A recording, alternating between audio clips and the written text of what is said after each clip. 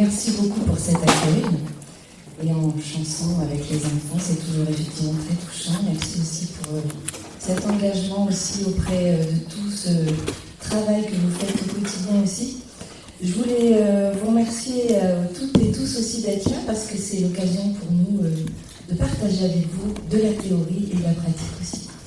Justement, de faire ces allers-retours entre le terrain, ce qui s'y passe, et puis ce qu'on peut en analyser, ce qu'on peut regarder, et tous ensemble, parce qu'on travaille à Médiare vraiment avec ce souci de l'équipe. Je vous dis juste deux mots. Donc, moi, je m'appelle Christelle Pilet d'Alersan, et je dirige effectivement le pôle du spectacle vivant au sein de Médiare. Et pour celles et ceux qui ont entendu parler des Musidauphins, j'imagine que oui, c'est une très ancienne association qui déjà œuvrait pour la place des musiciens formés pour intervenir en milieu scolaire. Et donc, Médiare est la suite des Musidauphins. Et au sein de cette association-là, donc nous avons la responsabilité, avec d'autres camarades, de siéger au comité technique de la direction de la culture du département pour réfléchir ensemble à l'accompagnement, la coordination et l'animation du réseau des musiciens intervenant en milieu scolaire. Ça, c'est un héritage des Musidauphins Médiare aujourd'hui. Et plus particulièrement, depuis quelques années, je me penche sur les questions de médiation. Qu'est-ce que ça veut dire une médiation artistique et culturelle?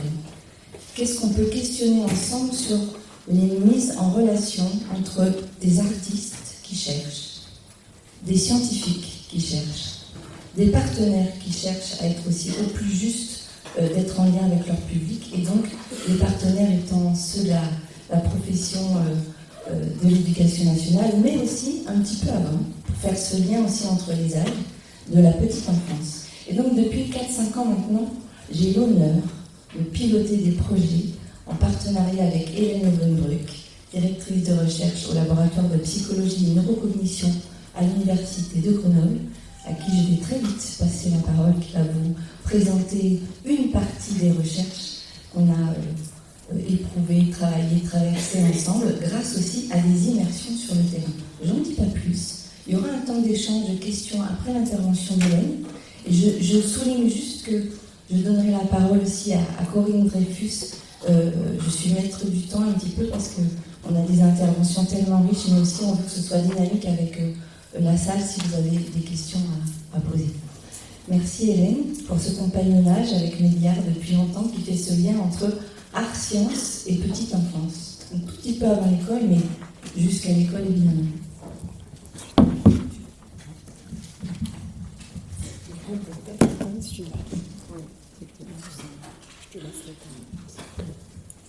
Bonjour à toutes et tous, et donc infiniment merci à Madame la rectrice pour son accueil, et puis aux organisatrices de cette journée. Merci à vous toutes et tous d'être ici, et surtout merci aux enfants qui en effet nous ont montré un grand moment de cohésion sociale, qui est une des thématiques qui nous intéresse aujourd'hui en recherche. Donc aujourd'hui je vais essayer de vous parler de comment des interventions musicales et des lectures pointées peuvent contribuer au développement langagier, cognitif et social dès la petite enfance. Et donc ce sont des études que nous menons au sein du Baby Lab de Grenoble, en partenariat avec Christelle Pilet, que je remercie ici pour son introduction. Alors le Baby Lab à Grenoble, c'est une plateforme de recherche qui, avec environ 10 chercheurs et chercheuses, on est en ce moment 3 doctorants, et avec 2 assistantes de recherche, et puis nous en sommes donc à 4000 bébés de l'agglomération testée, mais nous accueillons aussi des jeunes enfants, et comme je vais vous le raconter, on fait aussi des expériences sur le terrain. Alors d'abord, ce qu'on fait au sein du labo lui-même, ou dans le sein du Baby Lab, je vais vous montrer un petit reportage préparé par Télé Grenoble en 2018, mais qui illustre assez bien ce qu'on fait au sein du labo.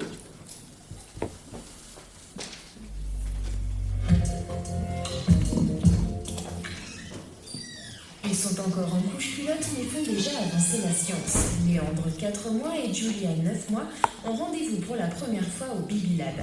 Ici, pas de microscope ni de table d'examen, mais un espace d'accueil avec jouets et peluches et une salle d'études équipée d'un écran et d'une caméra qui filme leur regard. Le Baby Lab, c'est une structure dans laquelle on étudie la cognition chez l'enfant, c'est-à-dire comment l'enfant se développe depuis la naissance jusqu'à l'âge de 2 ans. On va s'intéresser à comment l'enfant prend des informations dans son environnement visuel, son environnement auditif, et va l'utiliser pour grandir. Donc, c'est-à-dire comment les enfants vont créer des catégories, comment les enfants vont acquérir le langage, comment les enfants vont apprendre à reconnaître les choses. Reconnaître des visages, percevoir des sons ou des couleurs, mesurer l'habituation ou la réaction à la nouveauté, chaque expérience est conçue pour étudier une fonction cognitive bien précise. Elle est ensuite menée sur plusieurs groupes d'enfants d'âge différents, entre 4 mois et 2 ans. Par exemple, comment on reconnaît un visage? Est-ce qu'on reconnaît un visage là? Et ça, c'est ce qui nous intéresse. Qu'est-ce qui est en train de se passer? Pourquoi il y a des changements qui se produisent au cours du développement? 2 fois par semaine, les équipes du Baby Lab font le tour des maternités pour recruter de nouveaux bébés. Une expérience validée pour Anne-Lise. Oui, dans la mesure où c'était possible, ça me semblait naturel de le faire. Et mon mari l'avait déjà fait avec notre deuxième, avec Madeleine, à Paris à l'époque. Et il avait trouvé ça très rigolo aussi, de voir comment elle réagissait. À mon tour de vivre ça. Pour Julia et Léandre, la mission est accomplie. Entre bâillements et gazouillis, les 2 bambins ont été très réceptifs aux images et aux sons.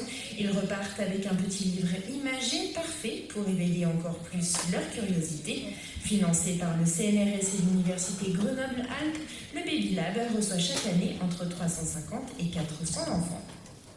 Voilà, donc voilà une photo du Baby Lab en action. Et donc, une des questions qu'on se pose au sein du Baby Lab, c'est est-ce que la musique et les arts peuvent jouer un rôle dans le développement cognitif, et en particulier dans le développement langagier, dans le développement du langage, et est-ce qu'ils pourraient contribuer au développement socio-affectif et à la cohésion sociale? Alors d'abord, pourquoi renforcer le langage? On insiste toujours sur ce développement du langage. À quoi ça sert le langage? Le langage a évidemment une fonction communicative. Le langage nous sert à échanger avec nos congénères. Ça, c'est la première fonction peut-être du langage. Mais là, le langage a d'autres fonctions. Il y a une fonction aussi cognitive. Le langage, c'est aussi un outil pour penser, pour structurer sa pensée, pour étayer son raisonnement. C'est aussi un outil pour renforcer la mémoire, pour soutenir la mémoire. Quand on veut retenir une information, on va pouvoir se la remémorer avec le langage. On va pouvoir la répéter mentalement avec le langage.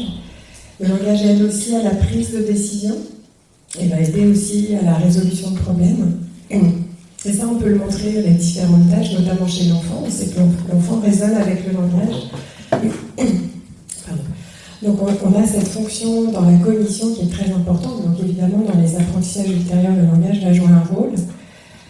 Mais il a aussi une fonction importante qu'on appelle l'autonoèse. Il y a une fonction autonoétique qui est ce rôle dans la conscience de soi, dans la représentation de soi au cours du temps. Et donc c'est une des fonctions dont a parlé la directrice, et je la remercie pour ça, parce qu'on oublie souvent qu'il est très important aussi pour le futur développement de l'enfant de s'appuyer sur, de renforcer la construction de sa conscience de soi. Le langage nous donne les outils pour se distinguer soi et autrui. On a des mots dans le langage pour dire je, toi. On a des mots de volonté, je veux, je vais. Et donc ça, ce sont des outils qui sont langagiers, qui vont permettre cette construction de soi au cours du temps.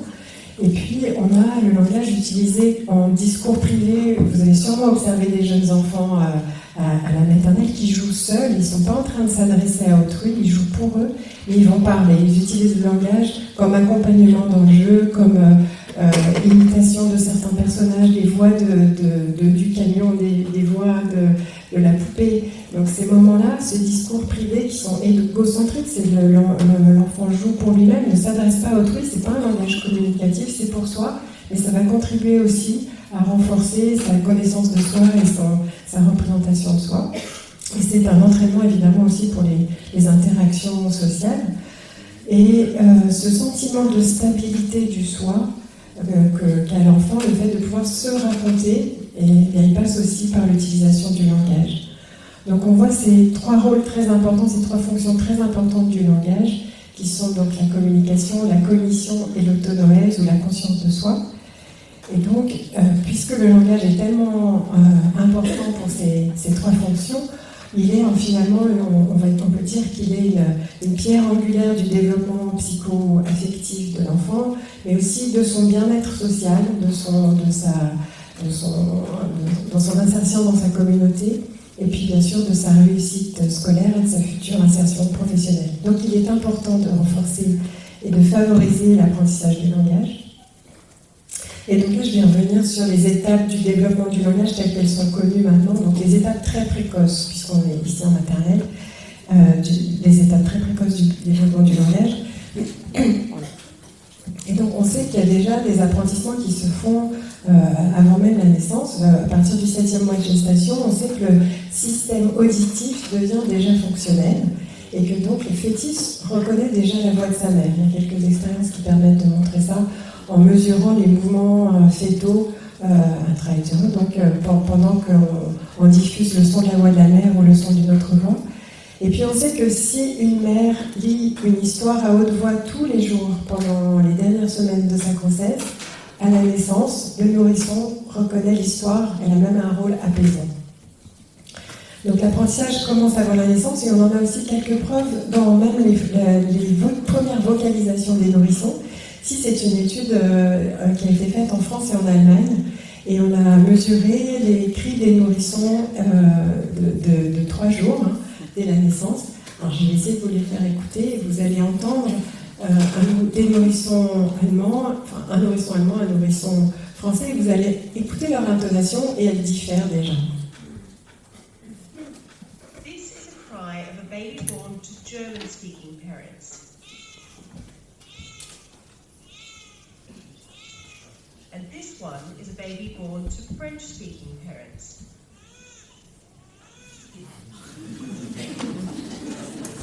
You tell the difference? It's in the intonation. The French baby goes up and the German baby goes down, just like the general intonation of both languages. Voilà, donc l'intonation de l'allemand va avoir des accentuations plutôt au début des mots et des phrases, donc on a des descentes. Alors qu'en français, vous avez entendu, on met des accents à la fin, donc on a plutôt des montées. Donc là, le fait que vous ayez réagi montre qu'en effet, vous êtes sensible en tant qu'enseignant et en tant que professionnel des maternelles à ces vocalisations précoces des enfants. Mais donc ça commence très très tôt. Et on a pu montrer que la perception des sons du langage, elle va aussi être assez précoce. On sait donc que dès la naissance, les enfants vont préférer la voix de leur maman plutôt qu'une voix inconnue. Ils vont aussi avoir une préférence pour ce qu'on appelle le mamanais. Donc ça c'est important, le mamanais c'est cette voix qu'on a quand on s'adresse, alors on préfère l'appeler le parentais maintenant, mais longtemps on l'appelait comme ça malheureusement, et donc c'est cette voix aiguë avec une articulation et une intonation extrême, avec des rythmes très variés qu'on utilise quand on s'adresse à un jeune enfant. Quand on parle comme ça, mais oui, t'as réussi, je le sais. Donc ces moments-là, c'est important. C'est pas nous qui sommes en train d'infantiliser. C'est effectivement ce que les enfants préfèrent. Mais aussi, on va voir que ça a un rôle important parce que ça va accentuer les différences intonatives, les mélodies de notre langue. Donc ça va faire que les enfants les perçoivent mieux. Et puis ça va aussi faire qu'on a des hyperarticulations, donc on hyperarticule, on exagère les mouvements du langage, on fait des beaux i, des beaux ou, et donc on est en train de les familiariser avec les gestes qu'il faut faire pour produire les sons de la langue. Donc le bébé voit ainsi les mouvements à imiter. Là, je vous fais des graphes qui sont un peu obscurs, mais c'est juste pour vous montrer que ça va exagérer l'espace acoustique des voyelles. Elles vont ainsi être mieux produites et donc le bébé va pouvoir mieux faire la différence entre et, parce qu'on va mieux les produire quand on est en train de produire cette langue adressée à l'enfant qu'on appelle le parentais. Donc le bébé non seulement va voir les sons à imiter, mais va mieux entendre les sons qu'il doit imiter. Et ce qu'on a pu observer, c'est que cette perception des sons du langage, donc on a vu que très tôt le bébé est sensible à des préférences pour les sons de sa langue, et à 1 mois, ce qu'on a observé, c'est que les bébés entendent des différences entre des consonnes et des voyelles de toutes les langues du monde. Alors là, on va faire un petit jeu, et vous allez essayer de me dire ce que vous entendez. Tal. Tal. Voilà, dans les 2 cas, on a entendu tal, vous êtes d'accord ? Sauf que dans un cas, c'était en fait un tal dental et dans l'autre un tal rétroflexe qui sont finalement 2 mots différents. En hindi, ces 2 mots-là qu'on a entendus, il y en a un qui veut dire rythme et l'autre qui veut dire reporter. Et donc, un bébé d'1 mois, il entend cette différence. Mais nous, en tant qu'adultes, on l'a perdue parce qu'elle n'est pas pertinente en français. Il n'y a que les adultes qui vont entendre cette différence. Et donc, ce qu'on observe, c'est qu'à 1 mois, le bébé est capable d'entendre bien les différences très très fines de sons entre qui sont présentes dans les différentes langues du monde. Et puis, petit à petit, il va apprendre à se spécialiser et à ne faire attention qu'aux différences acoustiques qui sont vraiment importantes dans sa langue. Et donc, à 12 mois, le bébé il se met à avoir une perception qui est proche de celle d'un adulte de sa langue maternelle. Donc, à 12 mois, on va perdre cette perception de la différence entre tal et tal, et le bébé va dire, bah oui, ça c'est tal, tout ça c'est du tal. Donc ça veut dire qu'il commence à faire les catégories des sons de sa langue dès 12 mois. Tal. Ouais. Alors je vais aller très vite parce qu'on n'a pas beaucoup de temps, mais c'est juste pour vous montrer qu'on commence à bien repérer maintenant les étapes de la perception du langage au cours de la première année, avec des préférences pour la voix maternelle dès la naissance, et puis un moment des reconnaissances de son prénom vers 3 mois, un moment où le bébé va ajuster progressivement ses catégories de voyelles, ça se fait vers 6 mois. On va avoir des détections de frontières entre les groupes de mots, ça c'est important aussi pour dans le flux continu des sons du langage, être capable de savoir où sont les mots, ça c'est vers 8 mois. Et puis le moment où le bébé vraiment a ces catégories de consomme de sa langue ambiante, ça c'est plutôt vers 1 an. Et on sait vers 1 an, il y a déjà la compréhension d'une dizaine de mots, en gros une trentaine de mots en contexte. Voilà. Donc on a une perception de la parole qui est au départ universelle et puis qui va s'affiner progressivement vers les sons de la langue ambiante. Et puis au cours de la 2e année, on a encore d'autres étapes qui ont été repérées, comme la compréhension de mots, vous voyez, en gros 80 mots à 18 mois, et puis ça augmente progressivement avec, vers la fin de la 2e année, la compréhension des relations syntaxiques entre les mots. Alors ça, c'était pour la perception. Maintenant, qu'est-ce qu'un bébé est capable de produire? Là aussi, la recherche a montré qu'il y a certaines étapes qui sont importantes. On a d'abord le contrôle, surtout un nouveau-né, vous savez, il contrôle surtout sa respiration, son souffle. Et puis, il va y avoir vers 1 mois le contrôle du larynx, des cordes vocales. Donc c'est là où on a ces vocalisations. Je vais essayer de vous faire écouter une vocalisation typique d'un bébé d'1 mois.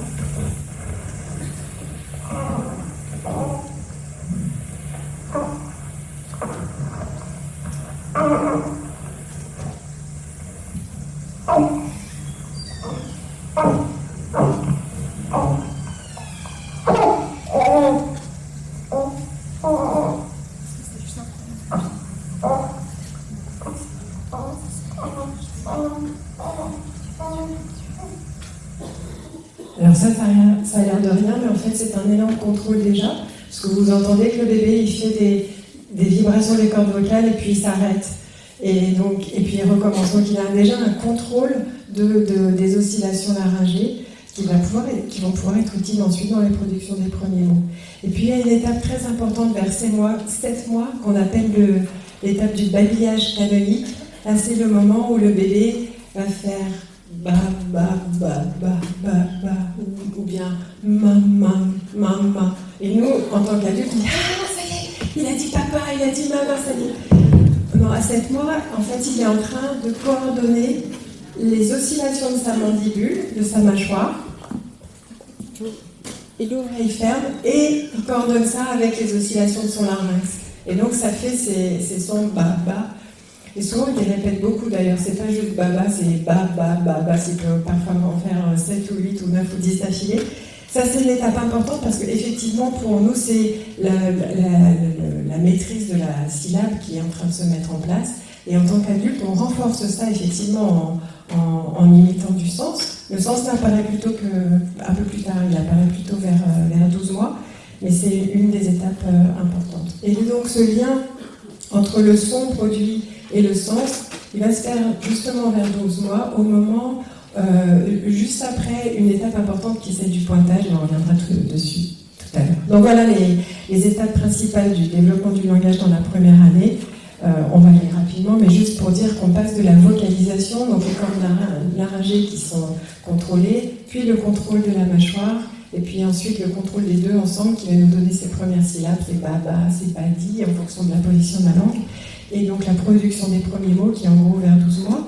Et puis on va avoir ensuite des combinaisons de mots et de pointages qui vont être des étapes importantes dans le début de la syntaxe, la proto-syntaxe. Et enfin, on voyait vers 2 ans, on commence à avoir des débuts de phrases de 2-3 mots, et puis des acquisitions qui vont se renforcer sur différents types de mots, les articles, etc. Et donc un accroissement des compétences syntaxiques, prosodiques aussi, l'intonation, qui se font petit à petit. Et donc on a pu repérer qu'entre 0 et 24 mois, le développement du langage suit vraiment des étapes assez claires maintenant, assez bien repérées. Sur le plan de la compréhension, il faut que l'enfant apprenne à segmenter le signal sonore en unités, en mots, et il faut qu'il apprenne à associer un son avec son référent, donc un objet, une personne. Sur le plan de la production, il y a aussi énormément d'étapes parce qu'il faut apprendre à coordonner son larynx avec ses articulateurs, c'est-à-dire avec sa mâchoire, avec sa langue, avec ses lèvres, avec le voile de son palais pour faire les sons nasales en français, comme en et on par exemple. Il faut aussi savoir attirer l'attention d'autrui au bon moment, prendre la parole au bon moment, les tours de parole. Donc tout ça s'acquiert petit à petit. Et on observe, en gros, au cours de la 3e année, un important accroissement du vocabulaire et des compétences en morphosyntaxe, c'est-à-dire le fait qu'on puisse décliner les verbes, par exemple, les conjuguer, en prosodie, donc en intonation, et en pragmatique, c'est-à-dire en utilisation du langage en contexte. Et on considère qu'autour de 4 ans, les bases du langage sont acquises, mais il subsiste encore bien sûr des erreurs sur la prononciation des sons, mais aussi sur la syntaxe, sur la prosodie. Donc on considère maintenant que le développement du langage il se poursuit jusqu'à l'adolescence. Donc la maternelle est importante aussi pour la poursuite de l'apprentissage du langage. Et ce qu'on observe, c'est aussi une grande variabilité interindividuelle. Donc on sait qu'il y a des effets observés du sexe de l'enfant, mais aussi surtout de son environnement socio-culturel. Et ça a été observé par plusieurs chercheurs. Et c'est aussi, ça a des conséquences importantes sur les apprentissages scolaires. Et donc ce fameux rapport PISA, là dont je vous montre le constat, il nous amène à nous questionner sur comment on pourrait agir, nous, pour faire en sorte que ces difficultés liées au milieu socio-éducatif puissent être palliées et que justement nous ne soyons plus l'un des pays de l'OCDE où le lien entre le milieu socio-économique des élèves et les performances qu'ils obtiennent au PISA soit le plus fort. Alors pour ça, puisqu'on a ces disparités, ces inégalités, ces décrochages même, on sait donc qu'ils sont liés à des facteurs individuels mais aussi sociaux. On sait que ces écarts ils vont s'accentuer dans le temps. Et donc ils vont avoir des retentissements sur le développement de la communication, mais aussi sur les capacités de raisonnement, sur les apprentissages scolaires ultérieurs et sur l'estime de soi. Et on considère actuellement que le décrochage il peut concerner environ 20% des élèves. Et certaines recherches montrent qu'il est lié aussi à une forme de défiance envers l'institution scolaire, malgré tous nos efforts, et un manque de lien entre les élèves, les parents et l'école. Et donc, on peut se dire qu'un des défis auxquels on pourrait essayer de répondre par les projets de nos recherches, ce serait de soutenir et étayer le développement langagier et cognitif de l'enfant en agissant sur le lien social et en renforçant la cohésion sociale, en surmontant cette barrière linguistique qui peut arriver dans certains milieux socio-économiques. Pardon. Et donc la musique improvisée peut paraître un levier finalement universel, puisque la musique elle ne passe pas nécessairement par le langage, elle peut faire office de lien social, de liant vraiment, de glue, en particulier l'improvisation libre, parce que c'est une forme musicale qui nécessite l'écoute, qui nécessite l'adaptation, qui nécessite l'empathie dont parlait Madame la directrice.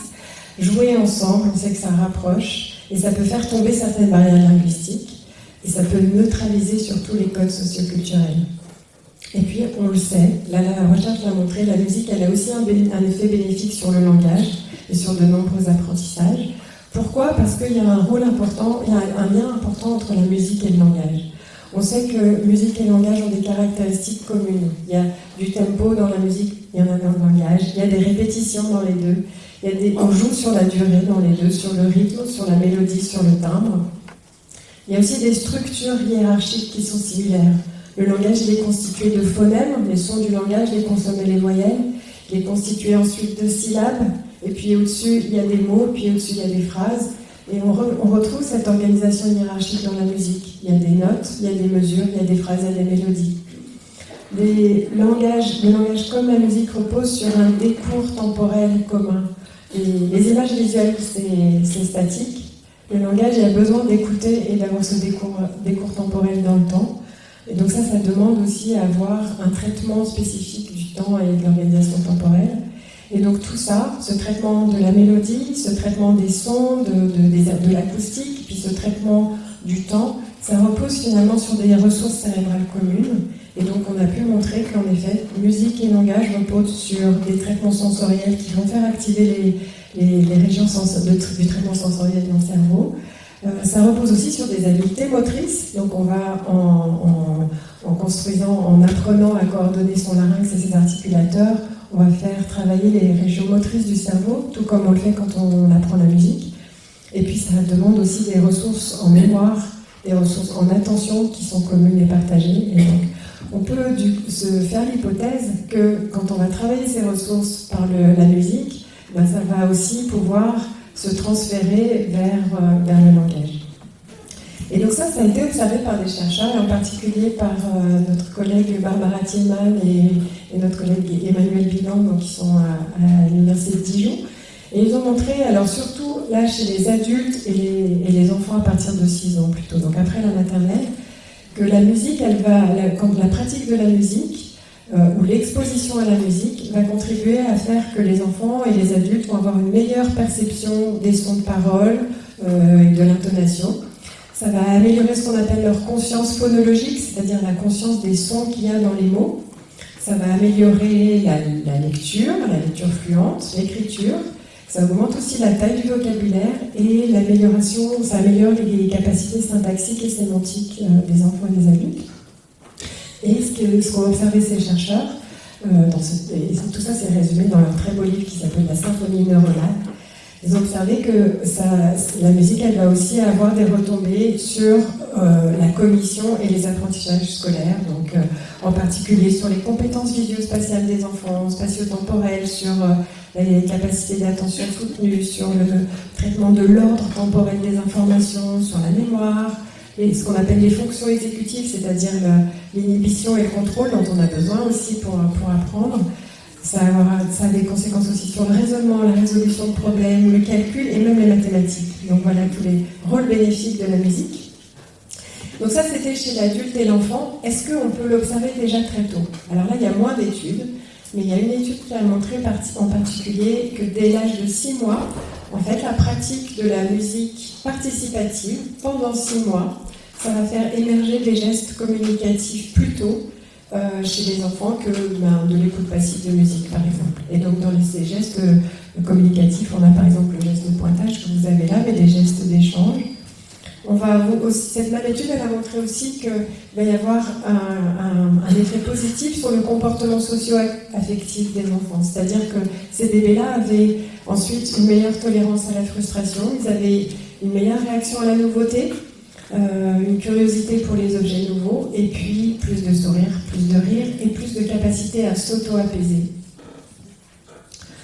Ce qui a été montré aussi, c'est qu'il y a un lien important entre le développement du langage et les capacités d'attention. On sait que plus l'attention d'un nourrisson est soutenue, plus son vocabulaire augmente, et la qualité des échanges langagiers avec les adultes a un rôle bénéfique. C'est pas tellement la quantité, c'est la qualité qui est importante. On sait que l'attention d'un nourrisson est renforcée pour un objet si l'adulte s'y intéresse aussi. Et on sait surtout que la capacité du nourrisson à maintenir son attention, elle va dépendre de ses expériences antérieures. C'est-à-dire que plus un enfant a précocement eu ses capacités d'attention, plus ça va ensuite perdurer.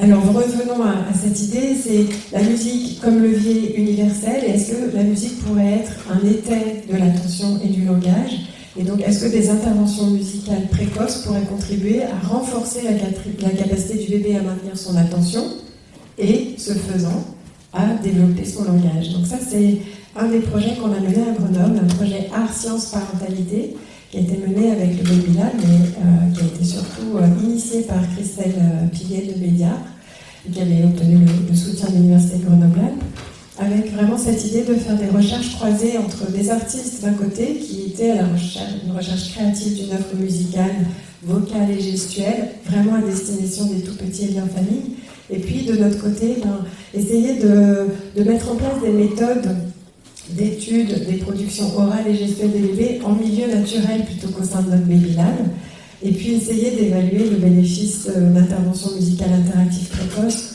donc en environnement familier.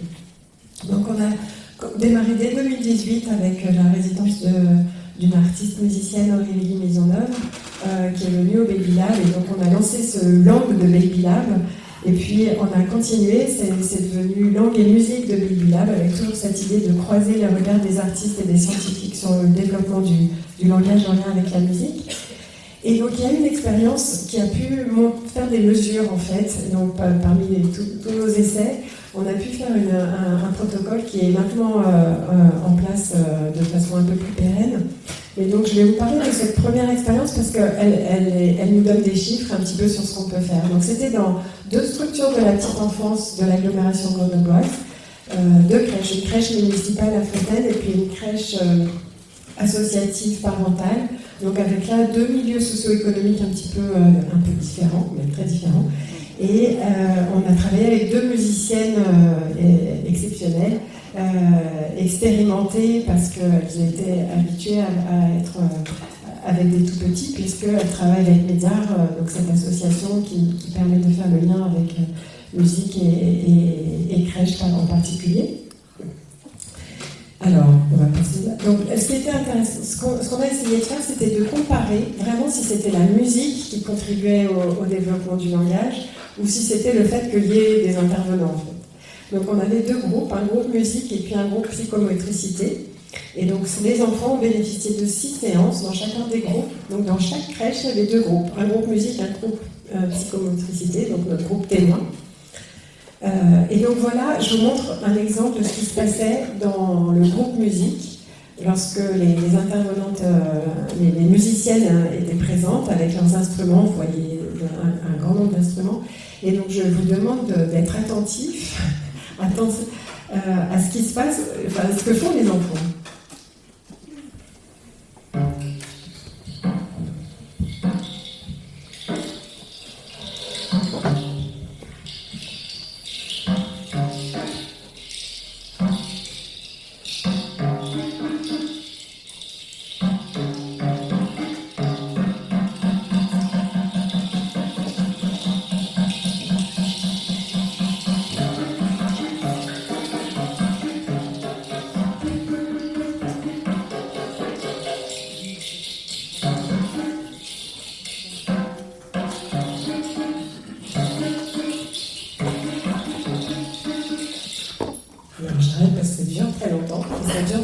Et ce que vous voyez là, ce sont des enfants entre, je ne sais plus, 6 mois et 18 mois en gros, qui restent attentifs pendant 20 minutes en crèche. Donc les personnels de crèche nous disaient que c'était un exploit, qu'ils n'avaient jamais vu leurs enfants dans cette situation. Alors nous, on était inquiètes en fait quand on a vu ces séances-là, parce qu'on voulait que la musique, ça renforce le langage, et il n'y avait pas du tout de langage. Mais il y avait cette attention soutenue, très importante. On l'a observé à plusieurs séances. On a observé aussi qu'une fois que les musiciennes s'interrompaient, elles laissaient les instruments à disposition. Et on a observé ce comportement d'approche vers les objets nouveaux. Et on a observé quelque chose de très fort, qui était que les enfants se mettaient à jouer ensemble. C'est-à-dire qu'ils ne se chippaient pas les instruments. Mais là, on a une petite scène où les enfants sont regroupés autour du tambourin et tapent dessus ensemble. Ils ont vu les 2 musiciennes jouer ensemble, puis ils reproduisent ce comportement. Et donc, ce qu'on a fait, c'est qu'on a évalué le langage des enfants avant et après, c'est-à-dire qu'on a donné aux parents des questionnaires, puis on leur demandait, tout au début de notre expérience, quels étaient les mots compris par les enfants et les mots produits par les enfants. Et puis, on leur a redonné le même questionnaire 6 mois après, puis ils devaient aussi cocher les mots produits et compris par leurs enfants. Et on a fait ça dans les 2 groupes, le groupe psychomotricité, donc qui était ce groupe où il y avait plein de jeux, plein d'échanges vocaux, plein de mots comme attrape le ballon, grimpe, donc il y avait plein de mots prononcés, donc on était très inquiets sur le résultat. Et puis finalement, on a mesuré donc tous les enfants. Là, c'est rassurant, c'est que tous les enfants, pendant ces 6 mois, ont augmenté la taille de leur vocabulaire. Mais ce qui était vraiment particulièrement intéressant pour nous, c'était que le groupe musique, la taille du vocabulaire avait plus augmenté que dans notre groupe témoin de psychomotricité, malgré le fait que les échanges langagiers pendant les séquences musicales étaient vraiment très réduits. Donc ça nous renforce sur cette notion que vraiment la musique a un rôle important dans le développement du langage et qu'elle peut se mesurer très tôt, donc dès l'âge de 6 mois. Donc on a poursuivi cette expérience à Grenoble avec un projet qui s'appelle maintenant Baby News qui est en cours et qui redonne des résultats similaires. Donc vraiment ça nous encourage dans cette idée. Et donc on s'est interrogé sur comment aussi aller plus loin, cette fois-ci en essayant de renforcer un autre point important dans le développement du langage qui est ce pointage dont j'ai parlé rapidement tout à l'heure. Le pointage, c'est un outil important dans la communication parce que c'est ça qui nous permet de diriger l'attention d'autrui. C'est une capacité universelle, on la retrouve dans toutes les cultures du monde. Là, c'est une petite barque égyptienne qu'on trouve au musée du Louvre, donc ça vient du Moyen Empire, je crois, et c'est ça. Et donc, dès l'Antiquité, il y a ce rôle du pointage qui est déjà mis en avant, avec le bras étendu et l'index tendu vers l'avant. Et ce qu'on observe dans le développement, c'est que ce pointage, il arrive aussi lui-même par étapes. Le bébé, il pointe d'abord avec l'œil, il regarde les objets qui l'intéressent, et puis il vérifie que l'adulte regarde aussi. Et puis ensuite, le pointage va se faire avec le doigt, l'index étendu. Ça, si vous l'observez, c'est souvent à partir de 10-12 mois. Et puis il va y avoir aussi l'apprentissage du pointage avec l'intonation. C'est Corinne qui est venue aujourd'hui. Et donc c'est Corinne qui, cette montée-là, c'est une forme de pointage qui est un pointage syntaxique et prosodique. Donc ce pointage, c'est un des premiers dispositifs communicatifs acquis par les enfants. Et on sait que c'est vraiment une des composantes majeures de ce mécanisme d'attention partagée qui est vraiment crucial à la communication et à l'entraînement de langage. Et on a pu observer qu'il y a aussi des étapes et que quand un bébé pointe, en gros 2 mois après, il va produire ses premiers mots. Et puis quand un bébé pointe puis met du langage, après il va produire ses premières phrases. Donc vraiment, il y a beaucoup de recherches qui montrent ça. Et donc on s'est dit que, toujours avec ma complice Christelle Pillet, qu'on pourrait essayer de creuser cette question-là et de voir si la lecture à voix haute, associée au pointage entre l'adulte et l'enfant, et entre l'enfant et l'adulte, pourrait renforcer ce développement de l'attention du langage chez le tout petit. Et donc c'est peut-être là qu'on pourrait faire circuler la parole avant d'en dire un peu plus sur ce projet, donc qui est vraiment maintenant en lien avec Corinne Dreyfus, autrice et illustratrice, qui nous a fait le bonheur de séjourner en résidence au sein du Baby Lab pendant 18 mois maintenant, je pense. Et donc, je pense que là, c'est le moment peut-être de... Merci beaucoup Hélène. Merci beaucoup pour cet éclairage, cet apport théorique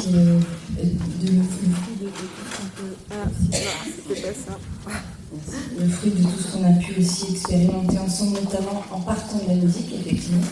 Et puis ensuite, de glisser progressivement vers le geste, la question du pointage.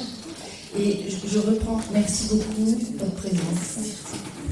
Merci à vous. Et pour prolonger ces apports-là, c'est juste revenir sur le rôle de médias dans tout ça aussi, qui est effectivement de permettre la rencontre entre des artistes et des scientifiques. Et donc la question des musiciens, donc de la musique, on l'a vu tout à l'heure, on a entendu tout ce qui est attention soutenue, attention conjointe, la notion de l'écoute. Et là où je vais assez rapidement questionner aussi Corinne sur la question du pointage, c'est que ce qui est important dans le travail de médiation culturelle et artistique, c'est faire que chacun soit vraiment dans le champ des compétences qu'il développe, soit vraiment à l'endroit de ce qu'il a envie d'expérimenter lui-même, de partir en recherche lui-même. Et Hélène dans les différents champs autour du langage, du pointage, et Corinne dans son champ de création littéraire à l'adresse des tout-petits. Et il se trouve que quand on s'est rencontrés, Hélène, Corinne et moi, lors du salon du livre à Voiron, Livre à vous, il y a quelques temps maintenant, je savais qu'Hélène avait ses recherches autour du pointage du doigt et du langage, comme vous l'avez vu. Donc je reviens au cœur de la situation de création de Corinne qui, au moment où on se rencontre, me dit « mais ça fait un moment que j'essaye que je réfléchis, que j'ai envie de proposer l'écriture d'une histoire, d'un album qui pourrait se lire par le doigt. » Et donc, après la résidence de musiciens au sein du Baby Lab, donc les musiciens et musiciennes en l'occurrence qui ont pris connaissance des recherches des scientifiques, comment les scientifiques aussi prennent connaissance de la façon dont travaillent les musiciens. Et bien, on a fait cette invitation à Corinne Dreyfus, qu'on ne présente plus, mais quand même, je vais quand même lui demander de se présenter, pour justement essayer de chercher ensemble, Corinne à sa manière, les scientifiques à leur manière, comment les recherches ont été poreuses entre elles, comment on a essayé de se déplacer dans nos pratiques, justement, on en parlait tout à l'heure. Et évidemment, il y a des résidences de Corinne au Baby Lab, et puis il y a la mise en application, à un moment donné, des échanges, c'est-à-dire comment ça se passe sur le terrain, en crèche, dans les médiathèques. Donc il y a eu tout un parcours de résidence autour de ce geste de pointage. Donc Corinne, place à Corinne Dreyfus. Est-ce que tu... Bon, déjà peut-être pour tout le monde, redire un petit peu qui tu es, d'où tu viens, ton cheminement. Bonjour à toutes et tous, merci de nous accueillir. Donc, je suis autrice, illustratrice de livres jeunesse depuis 1998. Je viens plutôt de l'image, j'ai fait les Beaux-Arts, à Grenoble d'ailleurs, il y a un siècle, ou presque. Et très rapidement, j'ai commencé à travailler avec des enfants en proposant des ateliers d'art plastique en école maternelle et en jardin d'enfants. Alors, comme Madame la rectrice, en fait, quand je serai grande, je serai professeure des écoles en maternelle. Mais comme je sais toute l'énergie que ça demande, je vais le garder pour une autre vie, en fait, parce que là, je crois que c'est trop tard pour moi. J'ai donc commencé à travailler avec des enfants pour animer des ateliers d'art plastique, et puis j'ai aussi, au gré des rencontres et des opportunités, fait une formation qui était une formation de lecture et de conte. Et dans le cadre de cette formation, j'ai commencé à conter et à raconter des histoires en maternelle de façon bénévole, et j'ai trouvé ça trop génial. Voilà. À partir de là, j'ai fait un premier projet d'album jeunesse, et très très rapidement, j'ai un album qui est sorti aux éditions Thierry Magnier, éditeur avec lequel je travaille encore toujours aujourd'hui. Tu veux me poser? Non? Je continue? Comme tu veux. J'enchaîne. Ok. Si, quand même. Parce que tu dis souvent que les enfants, ils t'apprennent beaucoup plus que toi, tu leur apprends. Et la place de l'objet livre, ta création, elle va souvent au-delà de l'objet. Elle a une trajectoire sans doute. Alors oui, je dis souvent que et je pense sincèrement que les enfants m'apprennent beaucoup plus de choses que moi je ne leur en apprends, en sachant que ma place est une place artistique et pas du tout pédagogique. Donc je n'essaye pas non plus de leur apprendre des choses. Moi, ce que j'essaye, c'est de leur apporter des dispositifs littéraires dans lesquels ils puissent vivre, s'épanouir, réfléchir, inventer, apprendre. Alors je crois vraiment que apprendre, c'est pas une question de maternelle ou de primaire ou de secondaire, c'est la question de toute une vie. Et personnellement, je n'aime un projet que quand j'y apprends des choses. Donc j'aime bien me lancer dans des choses assez différentes et d'apprendre plein de choses. Et c'est un des points de cette résidence qui a été hyper riche, c'est que j'ai appris plein de choses.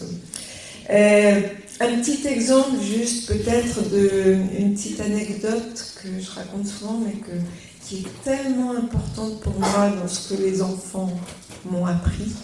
Un jour, je lisais un de mes livres qui s'appelle Pomme, Pomme, Pomme en maternelle. C'était, je crois, c'était une moyenne section, c'était pas des tout petits, c'est sûr. Et dans ce livre, il y a une double page qui est noire avec seulement du texte, et il y a une petite histoire sous forme de comptine. Et ce livre, je l'ai raconté, je ne sais pas, peut-être des milliers de fois. En plus, je l'ai écrit, donc je le connais évidemment par cœur. Et j'aime beaucoup me connecter aussi aux enfants et les regarder quand je lis. Et cette fois-là, j'ai lu ce livre à cette classe, comme ça. C'est-à-dire, j'ai montré le livre et j'ai regardé les enfants, sans regarder mon livre que je peux vous réciter par cœur. Et là, une petite fille m'a interrompue. C'est assez rare que les enfants... Et elle m'a dit, pourquoi tu racontes autre chose que ce qui est écrit dans le livre? Tellement génial. Déjà, cette petite fille, elle m'a montré qu'elle savait ce que c'était lire, puisqu'elle savait que lire, c'était regarder un texte. Elle ne savait pas lire, mais elle savait que les adultes, quand ils lisent, ils regardent un texte et ils disent quelque chose. Elle savait qu'il y avait une différence entre lire et dire, ou lire et raconter. C'est pas la même chose. Et là, comme moi, j'avais pas regardé mon texte, elle me disait, en fait, tu nous racontes autre chose, tu ne lis pas. Eh bien, je ne lis plus jamais de la même façon. Je m'applique toujours à regarder mon texte, même si en vrai, parfois, j'ai pas mes lunettes et je ne le vois pas. Mais ça, ils ne le savent pas encore. D'après le lycée, ils ne connaissent pas. Donc, mais je ne lis plus jamais pareil. Parce que cette petite fille, elle m'a appris que c'était important de pointer le texte du regard pour montrer aux enfants qu'on lit. Voilà des choses qu'on apprend des enfants. On a beaucoup parlé, autant Madame la rectrice qu'Hélène, de liens et d'aller-retour. Moi, ma position n'est pas du tout de leur amener quelque chose, de leur amener un livre, et à partir de là, de leur donner quelque chose. Mais c'est plus une position d'aller-retour et de lien. Les enfants m'ont 1000 fois prouvé qu'ils sont capables de se saisir d'un livre, d'une histoire, et d'en faire quelque chose. Entre autres, de trouver leur préoccupation du moment dedans. C'est pour ça que parfois, quand on parle de sujets, le livre parle, je sais pas, de la séparation, je me dis, méfions-nous des sujets. Parce que les enfants, parfois, ils trouvent un autre sujet dans le livre. Parfois, ils trouvent un personnage qui est totalement secondaire, mais qui, pour eux, devient premier et devient moteur de l'histoire. Et je crois vraiment qu'un livre n'est pas fini tant que le petit lecteur ne l'a pas lu. Parce que lui, il y amène quelque chose. La lecture est une écriture aussi. C'est un acte totalement créateur. Et encore, on n'a pas la chance de savoir tout ce qui se passe dans leur tête, toujours. Il y a aussi toute la notion du jeu. Je crois que je dis souvent que je construis mes projets comme des terrains de jeu. Et je crois que la notion du jeu est assez fondamentale. C'est une occasion d'apprentissage, vous le savez toutes et tous. Génial, donc jouer, échanger, imaginer, lire et faire ça ensemble. Parce qu'un livre pour des tout petits ou pour des petits tout court, c'est jamais un petit tout seul avec un livre, parce qu'ils ne savent pas lire. Donc c'est au moins le partage de cette lecture avec un grand, un adulte, au moins une première fois, pour qu'après ils puissent se réapproprier le livre, éventuellement tout seul, et éventuellement, je sais plus, c'est toi qui parlais de quand il joue et qu'il joue à voix haute, en parlant à voix haute. On les voit aussi très souvent lire à voix haute pour eux tout seuls. Donc c'est aussi ce lien, le livre est aussi pour moi un liant entre l'adulte et l'enfant, et qui produit du langage, évidemment et heureusement. Et Corinne, pendant la résidence, tu nommais aussi à un moment donné lire l'un pour l'autre, donc pour continuer ce que tu disais tout à l'heure, et lire l'un pour l'autre, cet objet devenant dans la vie, on l'espère, quotidienne de plus en plus, en tout cas il faut qu'il soit présent ce livre objet de création, mais quand on lit l'un pour l'autre, effectivement tu dis que c'est l'enfant il n'est jamais tout seul, c'est aussi la question d'adulte, beaucoup dans ton travail. Après on repère aussi vite, Hélène elle parlait de prosodie tout à l'heure, de la musique des mots, de comment on pointe les choses. Et moi, je voulais te demander de peut-être dans un témoignage aussi, dans l'échange par rapport à cette résilience-là, ce que tu as pu pointer toi, qu'est-ce qui t'a aussi nourri dans les allers-retours aussi avec les scientifiques, qu'est-ce que ça a aiguisé, qu'est-ce que ça a précisé, même si les enfants t'apportent beaucoup de choses, les scientifiques aussi, dans tous les sens, qu'est-ce que ça a fait bouger dans ta pratique à toi de création? Je vais juste rebondir sur les sonorités et le rythme et la musicalité du texte. Je pense vraiment que c'est quelque chose qui est assez fondamental dans l'album pour tout petit. La musicalité des mots est une façon entière de rentrer dans le livre, même avant qu'on soit capable d'en comprendre la narration. Moi, là encore, j'ai un souvenir, c'était à mes tout débuts où j'étais invitée en maternelle, et quand je suis arrivée, la maîtresse m'a dit « Ah, j'ai oublié de vous dire, la plupart des enfants sont non francophones. » Alors, je ne vous cacherai pas que j'étais un peu en panique, enfin, à me dire « Bon, je vais leur raconter des histoires, ils ne vont pas comprendre. » Et heureusement, j'avais des albums, donc les images m'ont rassurée. Mais très rapidement, en fait, je me suis rendu compte que les enfants, ceux qui ne comprenaient pas la langue, s'étaient raccrochés aux images, certes, puisqu'ils regardaient, mais aussi j'avais un livre où il y avait une phrase qui revenait comme un refrain et qui se répétait, et qui s'était raccrochée à cette musicalité du texte, et qui m'accompagnait. Alors, je ne sais plus s'il disait la ou si une syllabe quelconque, qui m'accompagnait dans la musicalité de ce texte, sans en comprendre forcément le sens et la narration. Donc ça a été aussi quelque chose d'important pour moi. Ce que j'ai appris, tellement de choses, ce que ça a bougé pour moi, c'est venu parfois confirmer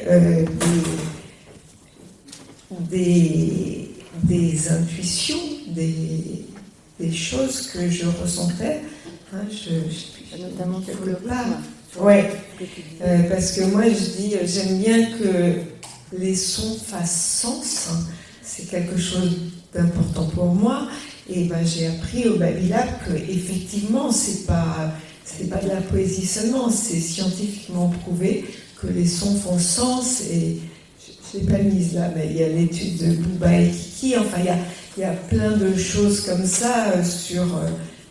Je ne peux pas m'empêcher. Hélène, Bouba et Kiki qui nous ont dit des mots, voire on fait une petite expérience. C'est pas l'image. Pardon. Alors, on va essayer d'imaginer. Donc ça, imaginez que ça, c'est un objet un peu rond. Et puis ça, c'est un objet un petit peu pointu. Alors, à votre avis, qui s'appelle Bouba et qui s'appelle Kiki? Montre un objet. Ça, c'est Bouba. Tout le monde est d'accord. Et ça, c'est Kiki. Voilà. Et donc, cette association entre des sons et des formes, il a été montré en français, il a été montré fonctionner dans un grand nombre de langues. Pour l'instant, on n'a pas trouvé de langues dans lesquelles ça ne fonctionne pas. Et il fonctionne aussi chez les tout petits. Et ça, Corinne le savait, puisqu'elle appelle son livre Pom Pom Pom, et non pas. Pom pom pom, et non pas. Et non pas poire, poire, poire. Parce que pom pom pom, c'est rond. Ouais. Et un jour, dans un salon, j'ai un petit garçon qui est venu me voir et Pom Pom Pom avait été son livre d'enfance et il m'a dit « J'ai écrit un livre pour ma petite sœur, il s'appelle Poire, Poire, Poire ». Bon, je ne vais pas dire que ça ne marchait pas. Voilà, donc une des choses qui m'a beaucoup intéressée, mais c'est pas la seule, c'est que effectivement, voilà, il y a quelque chose que moi je ressentais, que j'appliquais d'une façon créative et intuitive, est validée scientifiquement d'une certaine façon. Alors, dans ce projet de résidence, j'ai eu plein d'apports scientifiques, enfin plein de choses. J'ai évidemment appris plein de choses et pour moi ça a été vraiment réjouissant. Plein de choses que j'ai essayé de mettre en forme dans un album pour tout petit qui va sortir bientôt, qui est fini, qui est parti chez l'imprimeur. Et dernièrement, on m'a dit c'est ton livre le plus intelligent. J'ai dit c'est normal, on avait plein de cerveaux à disposition. Voilà. Mais ça a été aussi pour moi l'occasion de rejouer des choses parce que l'idée n'était pas de faire un livre scientifiquement approuvé, c'est pas ce qu'on voulait faire. L'idée était aussi que je garde ma place de créatrice et ma liberté de créatrice, et c'était important pour tout le monde. Et donc c'était comment moi, à partir de toutes ces infos, de toutes ces connaissances, de toutes ces choses que j'ai appris à emmagasiner, comment moi j'allais pouvoir les rejouer, m'amuser avec, les redonner aux enfants d'une façon différente. Et là, je crois que aussi il y a quelque chose qui est important, c'est de regarder autrement. Et je crois que les petits sont très forts pour ça. C'est pour ça que parfois ils nous déstabilisent aussi. Ils regardent autrement. Et mon travail, il est là, il est de regarder autrement et de redonner quelque chose aux enfants. Non. Hein? On les a éteints en même temps. Effectivement, regarder autrement, c'est ce que tu dis, et c'est ce qui nous a conduit aussi, toutes et tous, dans comment la recherche de l'un fait regarder autrement la recherche de l'autre. On a essayé de cheminer ensemble pour se poser des questions aussi ensemble à l'endroit de la création littéraire, à l'endroit des différents sujets de recherche aussi des scientifiques.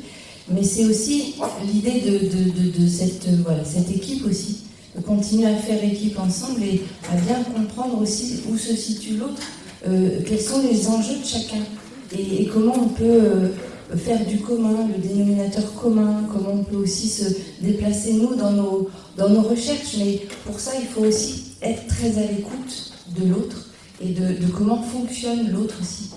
Et ça, c'est important, je pense, par rapport à je prêche pour ma chapelle, parce que la médiation, c'est pour moi aussi ça, dans la mise en relation. Et aussi, on peut chercher ensemble et puis pas trouver, mais là, il se trouve qu'on a confirmé beaucoup de choses. Et juste, tu peux peut-être nous montrer, Corinne, quelques pages de cette création, cette petite merveille qui s'appelle Montre-moi, et donc qui est le fruit de 18 mois de résidence et au Baby Lab, et grâce aussi au Baby Lab, parce que sans le laboratoire de psychologie et neurocognition, c'est aussi des moyens financiers, des accompagnements aussi ressources humaines, mais qui fait qu'on peut aussi créer un objet artistique. Et c'est très important de le dire aussi comme ça. Je te laisse compléter. Ouais, donc Montre-moi, c'est le livre que j'ai créé dans le cadre de cette résidence. L'idée, donc, c'était un livre qui implique du pointage dans son histoire et dans son fonctionnement. Donc, c'est une exclusivité mondiale. Hein. Personne n'a encore vu des images. Voilà, donc voici la couverture. je vais vous montrer quelques doubles, je vais pas tout vous dévoiler. Hein, parce Ah que... non, non, et ça sort quand? Alors, ça sort fin août. Donc, le livre est terminé. Et enfin, pour moi, il est terminé. En tout cas, il est maquetté. Et là, il va partir chez l'imprimeur. Donc, l'idée était d'impliquer autour de ce livre au moins un adulte et un enfant, et de jouer avec ce montre-moi pour que chacun soit présent et chacun pointe à son tour.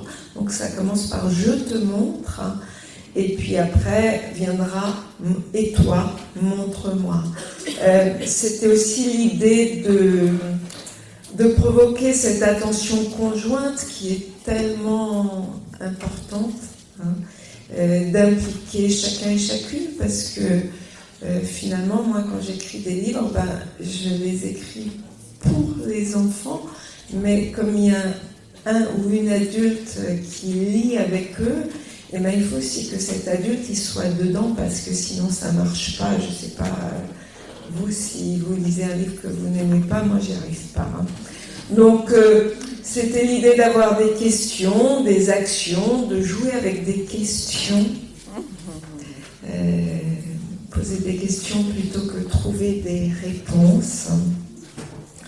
D'alterner aussi des situations très différentes avec des pages, avec des actions, des pages qui sont comme des pages d'imagier, des pages en couleur et des pages en noir et blanc, des pages en gros plan, pour susciter une attention et une surprise tout en gardant un fil qui est important. Et puis voilà, et puis la suite, vous la verrez dans toutes vos bonnes librairies ou dans vos bibliothèques préférées. Merci beaucoup Corinne. Et moi, je m'avais envie aussi de poser la question à Hélène. Qu'est-ce que ça a produit au Baby Lab, l'accueil de Corinne? En quelques mots peut-être. Est-ce que ça a pu faire bouger? Est-ce que ça a pu faire cohésion? On en a parlé vite fait, parce qu'on a un programme. Oui, ça a renforcé notre envie de creuser ce rôle important du livre dans le développement du langage et du livre, adapté, prévu pour l'enfant et pensé pour l'enfant. Et on regarde les livres complètement différemment. Maintenant que Corinne a pointé pour nous les éléments importants d'un livre, on est complètement bouleversé par la création qu'elle a faite, parce qu'effectivement c'est un livre qui est à la fois intelligent parce qu'il contient vraiment des éléments importants de ce qu'on sait, dans ce qui peut aider au développement du langage et à l'entrée dans la lecture, mais c'est aussi un livre qui est drôle, qui est beau. C'est vraiment... ouais. Donc ce que ça fait bouger pour nous, c'est qu'on se dit qu'on a pu contribuer à une petite forme artistique à notre échelle, et on est très émus de cette aventure, et on a très envie de continuer. Et toutes les familles qui vont au Baby Lab auront le droit d'avoir accès à ce livre qui sera offert. Et tous les partenaires aussi qu'on a rencontrés sur le territoire en Isère, on est allé jusqu'à Ambièvre-Isère, on est allé dans le Grésivaudan, on est allé dans les Vals du Dauphiné aussi, on est allé à bien des endroits pour partager une expérience dans la présence de Corinne en train de chercher à ce que ça allait donner cet album-là. Et puis en présence toujours d'un scientifique, et ça c'est un petit mot là-dessus sur le fait on a la chance aussi que vous jouiez ce jeu de sortir de l'université, de nous accompagner sur le terrain pour partager en fait les états de vos recherches en cours, et puis être dans la spontanéité, l'observation de ce qui se passe, et de partager à la fois aux partenaires de la petite enfance, aux partenaires de l'éducation nationale, mais aussi aux familles, sur des temps importants d'échange, d'interaction en fait, de ce que produit le geste de la lecture et de ce que produit aussi le geste musical. Merci beaucoup. Peut-être si quelqu'un a envie de réagir avant que je donne la parole à deux personnes très importantes qui sont venues ce matin, qui s'appellent Fabienne Soudé et Patricia Liu, qui sont musiciennes intervenantes formées à l'école justement pour intervenir dans le milieu scolaire, et dont on va pouvoir entendre le témoignage dans le cadre d'un projet qui s'appelle Passerelle, qu'on a partager ensemble et qui fait passerelle le lien entre la petite enfance et l'école maternelle. Mais avant, est-ce que quelqu'un a envie de poser une question, de réagir, de partager une expérience? On enchaîne alors. Personne? Bon, en tout cas, merci beaucoup Hélène, merci beaucoup Corinne pour ce témoignage vivant.